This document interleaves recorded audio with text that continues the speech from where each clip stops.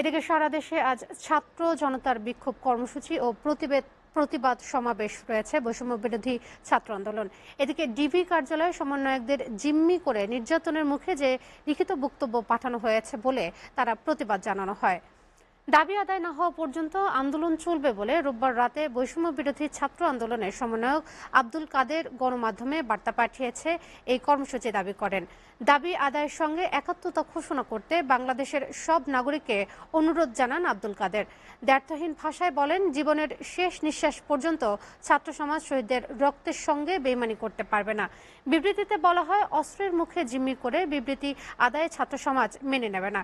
রোববার এক বিবৃতিতে এমনটি জানিয়েছে আন্দোলনের অন্য সমন্বয়ক আব্দুল কাদের। তিনি জানান, আটককৃত সমন্বয়করা ভয়ভীতির মুখে গোয়েন্দা সংস্থার লিখে দেয়া বক্তব্য কেবল রিডিং পড়ে গেছে। সেই বক্তব্য প্রত্যাখ্যান করে তীব্র নিন্দা ও প্রতিবাদ জানানো হয়।